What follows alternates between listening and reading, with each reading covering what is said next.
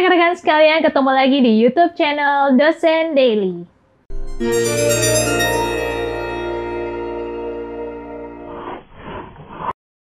Di episode kali ini ada sedikit perbedaan karena saya akan mencoba membahas atau bercerita sedikit tentang apa sih daya tarik menjadi seorang dosen. Topik ini saya angkat karena banyaknya komentar-komentar, kemudian ada juga yang tanya, ada juga yang nge-DM, dan bertanya itu menjurus ke hal ini gitu. Ada yang bertanya, Kak umurnya berapa? Kok masih muda mau sih jadi dosen? Kenapa nggak kerja yang lain? Kan jadi dosen begini gitu. Ada juga yang nanya, Kak kok mau sih jadi dosen? Emang gaji dosen berapa? Sampai ada yang nanya ke spesifik gaji. Ada juga nanya-nanya yang lain, Kak, dosen kan biasanya pekerjaan orang tua. Emang menarik ya jadi dosen? Ceritain dong, Kak. Nah, ada beberapa masukan, komentar, atau pertanyaan-pertanyaan tersebut yang akhirnya saya mencoba menjawab melalui episode ini gitu. Jadi di episode ini saya akan membahas atau bercerita mengenai daya tarik atau 8 daya tarik mengapa kamu perlu mencoba menjadi seorang dosen. Oke? Untuk menjadi seorang dosen sebenarnya banyak kali ya alasan-alasan, dan terutama bagi dosen-dosen muda yang mungkin umur atau usianya tidak jauh berbeda sama saya. Misalnya dosen-dosen milenial atau dosen-dosen muda lainnya yang langsung memutuskan begitu lulus S2, karena memang syarat menjadi dosen harus S2 dulu, langsung memutuskan untuk menjadi dosen. Ada yang memang sudah cita-cita dari kecil, ada juga yang baru ketika S2 dia tercetus ingin menjadi seorang dosen. Nah, di sini saya akan mencoba menjelaskan. Daya tarik yang pertama adalah menjadi dosen itu berarti membantu orang lain gitu. Jadi bukan berarti sok baik apa gimana, memang awalnya saya ingin sekali menjadi dosen sebenarnya udah lama. Dari ketika bisa dibilang dari sekolah lah gitu. Tapi itu masih sebatas pengen jadi guru gitu. Dan kemudian ketika kuliah kira-kira semester 6 ada salah satu teman yang saya lihat tuh, saya bukan mahasiswa yang termasuk pintar sih sebenarnya, biasa aja gitu. Jadi ada salah satu teman yang diomelin terus sama seorang dosen gitu. Dosennya udah senior nih, jadi dia diomelin, kamu ngomong apa sih, kamu kok presentasi nggak jelas tuh sampai kayak gitu. Nah akhirnya dia stres gitu, sampai nangis lah bisa dibilang kayak gitu. Saya ingat banget teman saya itu. Nah akhirnya saya kasihan bukan berarti sok pintar apa gimana. Kenapa sih lo? Kenapa? Apa yang nggak ngerti? Sampai ada niat pengen ngebantu gitu. Walaupun saya bukan termasuk mahasiswa yang pintar saat itu gitu. Terus saya tanya, iya nggak ngerti gini. Terus saya coba jelasin pakai bahasa saya sendiri. Dan ternyata alhamdulillahnya dia jadi, oh kok gue jadi lebih ngerti ya kalau lo yang jelasin daripada bapak itu gitu. Jadi semenjak itu saya jadi, kok kayaknya gue cocok nih ya jadi dosen. Nah semenjak itu memang saya seneng gitu ngebantuin orang, jadi seneng membantu orang ke bawah sampai sekarang. Dan memang menjadi dosen kan sering ya ada yang bilang jadi amal jariah buat kita sendiri ya kalau di agama gitu. Jadi dari awal membantu orang jadi keterusan sampai ke profesi saat ini ya, kira-kira itulah daya tariknya menjadi dosen yang pertama. Yang kedua adalah, nah ini sih image ya, beda-beda sih. Tapi image orang adalah kalau setiap orang nanya, kerja lo apa? Dosen. Wah lu pinter dong. Nah itulah menariknya jadi dosen. Karena memang image orang dosen itu sama dengan orang pinter. Orang pinter beneran ya dalam akademis. Padahal mah kalau saya boleh jujur, saya bukan termasuk orang yang pinter IPK 3,8 gitu. Enggak gitu.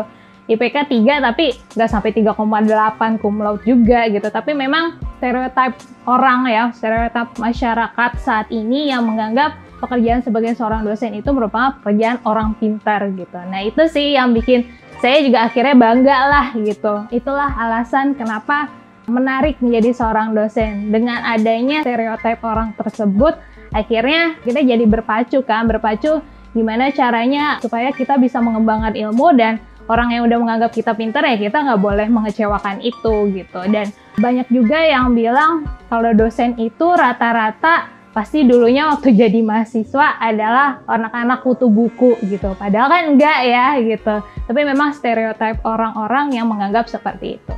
Itulah daya tarik yang kedua. Nah, Daya tarik yang ketiga yaitu seorang dosen biasanya kan nggak cuma hanya mengajar ya, tetapi juga melakukan penelitian dan pengabdian pada masyarakat. Nah, yang menarik adalah penelitiannya. Kenapa? Karena biasanya, ini baru saya coba ngomongin nominal ya, karena memang banyak banget yang nanya Kak gajinya berapa, emang menarik ya, emang gede ya gaji dosen, kok mau sih jadi dosen? Nah, di sini saya coba jelasin. Memang gaji dosen itu tidak terlalu besar, gaji ya, tapi banyak tunjangan-tunjangan lain yang rasanya itu malah kalau bisa dibilang kayak penelitian. Dana penelitian untuk seorang dosen itu kadang bisa sampai 2 kali lipat dari gaji seorang dosen itu sendiri gitu. Jadi rasanya nggak etis kalau saya sebutkan nominalnya, tapi memang ada dana-dana penelitian yang memang menjadi hak seorang dosen, terutama dosen tetap ya, untuk melakukan penelitian, dan dana itulah yang biasanya dimanfaatkan oleh para dosen selain untuk mengembangkan keilmuannya, mengembangkan bahan ajarnya. Dana tersebut kalau kita pintar-pintar nge-keep, pintar-pintar mempertahankan gitu ya, menabung, jadinya malah jadi lebih besar daripada gaji seorang dosen itu sendiri. Nah itu ya, mudah-mudahan terjawab bagi kalian yang sering banget nge-DM saya nanyain tentang gaji dosen dan saya nggak bisa jawab. Mudah-mudahan yang itu terjawab, oke? Itulah daya tariknya menjadi seorang dosen. Nah, daya tarik menjadi seorang dosen yang keempat adalah dengan menjadi seorang dosen berarti kita harus melakukan penelitian, dan dengan melakukan penelitian, dengan kata lain, nama kita akan menjadi tersebar, nama baik kita menjadi tersebar, karena biasanya penelitian kita itu wajib untuk dipublikasikan. Dipublikasikannya bisa melalui nasional, jurnal, atau proceeding, bisa juga di internasional. Nah, kalau bagi kalian mungkin yang masih SMA atau mungkin masih sekolah, masih belum akrab atau familiar sama kata-kata jurnal atau proceeding, nanti mungkin pas kuliah baru agak lebih akrab ya.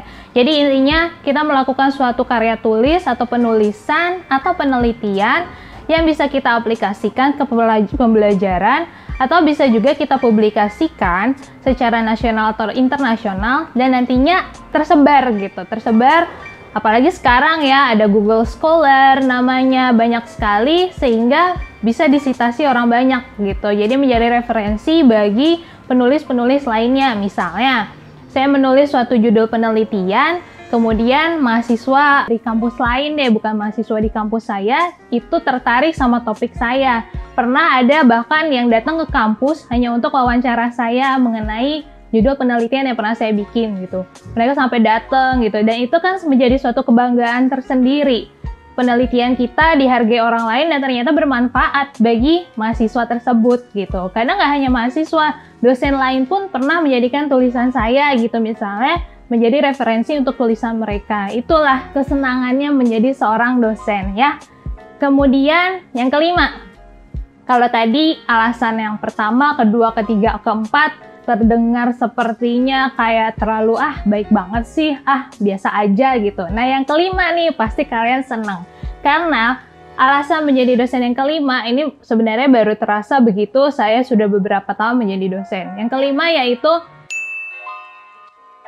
dengan kita sering meneliti, kemudian sering melakukan seminar, menjadi pembicara atau speaker di seminar-seminar lain, otomatis kita pasti akan datang ke kota-kota atau negara, bahkan kita datang ke kota atau negara untuk menghadiri simposium atau seminar internasional ya, ramai banget. Kalau sekarang kan karena lagi COVID, nggak mungkin ya datang ke luar kota atau ke luar negeri gitu. Tapi begitu sebelum COVID kemarin, banyak banget kegiatan seminar yang diadakan.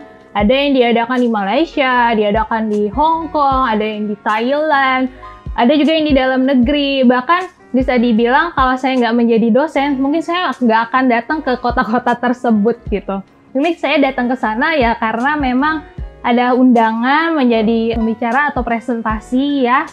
Sehingga ya jadi saya merasakan, jadi bisa jalan-jalan tapi dengan hal yang positif gitu, membawa materi presentasi kita ya. Dan itu menarik banget sih buat saya. Kita jadi tahu kota-kota lain, kita bisa menambah ilmu, menambah link. Bahkan sewaktu terakhir saya datang ke Malaysia, saya datang ke suatu kampus, dan disitu saya jadi bertukar teman gitu, bertukar kontak, dan sampai sekarang temenan tuh di Instagram, suka sharing-sharing cerita-cerita, apalagi lagi COVID gini, apa kabar, bla bla bla gitu. Jadi menambah link, menambah teman, tentunya menambah ilmu juga kan gitu.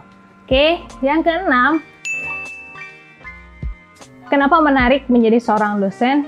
Karena bagi kalian yang nggak tahu, dosen itu juga punya jenjang karir gitu. Jadi bisa dibilang jenjang karirnya dosen itu mungkin kalau PNS mirip-mirip ya, mirip-mirip dengan PNS. Tapi kalau saya mungkin nggak terlalu menggeluti di bagian PNS, jadi saya coba membahas kalau dosen itu jenjang karirnya dilihat dari jabatan akademiknya. Jabatan akademik itu bukan posisi, misalnya dia dekan, wakil dekan, ketua jurusan, bukan itu, tetapi jabatan ada yang namanya asisten ahli, ada yang namanya lektor, ada di atasnya lagi lektor kepala, dan yang paling tinggi adalah guru besar. Nah, kalau guru besar itu istilahnya udah tahapan paling mentok, paling dewa deh kalau di dunia perdosenan, sehingga guru besar itu biasanya sama dengan profesor gitu. Jadi saat ini saya masih di level bawah dan memang ada cita-cita untuk pastilah kita sebagai dosen nggak mau dong di strata yang bawah terus, bukan berarti saya ambisius, bukan, tapi memang kita pengen dong ada suatu peningkatan dan dari situ kita bisa mengembangkan ilmu terus karena memang jabatan akademik itu dilihat dari jumlah penelitian kita, jumlah PKM kita atau pengabdian kepada masyarakat, kemudian pengajarannya, kemudian prestasi-prestasi kita, nah dilihat dari situ gitu. Jadi ada poin tuh masing-masing, poin penelitian berapa, poin PKM berapa, poin prestasi berapa. Ketika diakumulasi ternyata bagus, bisa langsung loncat dari asisten ahli yang paling bawah ke yang ke nomor 2, lektor kepala, itu bisa banget gitu. Jadi jangan khawatir, dosen juga punya jenjang karir, nggak melulu segitu-segitu aja salary-nya ya, gajinya gitu. Karena memang banyak yang ngira langsung to the point nanya, Kak gajinya berapa? Di atas 5 juta apa di bawah 5 juta? Langsung pertanyaannya spesifik ke situ gitu. Jadi saya nggak bisa menjawab karena ya balik lagi, kalau kamu memang senang menjadi dosen, senang mengajar, kemudian punya cita-cita untuk mengembangkan ilmu, kamu bisa banget meneliti terus sampai akhirnya jenjang jabatan akademiknya naik dan sampai gaji kamu juga ikutan naik gitu kurang lebih ya. Tentunya selain jabatan akademik ya jabatan yang tadi dekan, wakil dekan itu juga tentunya mempengaruhi gaji gitu. Mudah-mudahan menjawab ya yang sering nanyain gaji. Nah kemudian daya tarik yang ketujuh. Nah inilah yang salah satunya juga saya banyak banget dengar dari dosen-dosen senior saya, bahwa menjadi dosen itu kita bisa mengajar sampai usia kita 70 tahun. Nah itu ya, jadi 70 tahun, coba kebayang saya sekarang umurnya 30, masih 40 tahun lagi sampai saya pensiun lah bisa dibilang kayak gitu, kalau panjang umur. Ya, jadi 40 tahun lagi untuk sampai ke tahap titik pensiun gitu. Bahkan kalau kita misalnya sampai ke tahap tadi, guru besar yang paling dewa tadi, tahap guru besar atau profesor, kita bisa lebih dari 70 tahun. Selama peraturannya belum berubah ya, tapi sudah sejauh ini sih belum pernah ada perubahan. Jadi intinya, kalau yang biasa-biasa aja kadang 70 atau 65 tahun gitu. Nah, jadi kita baru akan pensiun, dosen itu baru akan pensiun sekitar 65-70 tahun. Jadi selama kita tidak pikun, kita masih sehat, karena memang kebanyakan yang menurut penelitian juga, ketika seorang dosen sering melakukan pembelajaran, pengembangan ilmu, penelitian, itu otak kan dipakai terus gitu. Jadi banyak yang bilang loh ya, saya juga belum, alhamdulillah belum sampai ke tahap itu juga. Jadi nggak pikun gitu. Jadi otaknya kepake terus, terasah terus, jadinya nggak pikun sehingga kita bisa kerja insya Allah sampai 70 tahun. Itu alasan daya tarik menjadi seorang dosen. Dan alasan yang terakhir, yang ke-8 adalah mungkin kalian sering dengar ya, dari semua mahasiswa yang pernah diajar, mungkin seorang dosen atau saya cuma akan ingat 1 atau 2 orang dosen. Tapi bagi semua mahasiswa yang pernah diajar, pasti semuanya akan ingat sama dosen tersebut. Ya nggak sih? Jadi sama kayak guru lah, kalau misalnya kita guru-guru mengajarkan hampir ratusan siswa tiap tahunnya, pasti akan lupa. Tetapi nama kita akan terus dikenal, ilmu kita akan terus diingat. Bahkan mungkin saya yang masih muda aja pernah ada kata-kata yang agak mengharukan dari mahasiswa saya yang udah lulus Sampai dia, Kak saya ingat banget loh kata-kata Kak Caca waktu support saya begini. Nah itu benar-benar membekas, padahal saya sendiri lupa saya pernah ngomong kayak gitu. Jadi bisa dibilang itu membekas banget dan itu menjadi salah satu penyemangat saya. Kenapa sampai sekarang, sudah kurang lebih 6 tahun, saya masih bertahan menjadi seorang dosen. Dan mudah-mudahan bisa terus bertahan dan tentunya bisa terus mengembangkan ilmu dan bermanfaat untuk semuanya. Tidak hanya bagi mahasiswa saya, tapi juga bagi seluruh masyarakat semuanya, mudah-mudahan ya. Oke, itu aja 8 daya tarik bagi para calon dosen atau yang sudah menjadi dosen tapi masih di tahap level aduh kayaknya bosen deh, jiwa gue kayaknya nggak di sini. Mudah-mudahan bisa didengarkan dan mudah-mudahan memotivasi juga. Oke? Mungkin itu aja untuk episode kali ini. Terima kasih sudah mendengarkan dan jangan lupa di like, comment, dan subscribe YouTube channel Dosen Daily atau ada juga di podcast Kampus Daily. Dan jangan lupa juga di follow Instagram tempat saya mengajar yaitu @interior.trisakti atau Instagram saya pribadi yaitu @cakoffee, CHACOFFEE. Sekian, mudah-mudahan bermanfaat. Sampai ketemu di episode berikutnya. Ciao!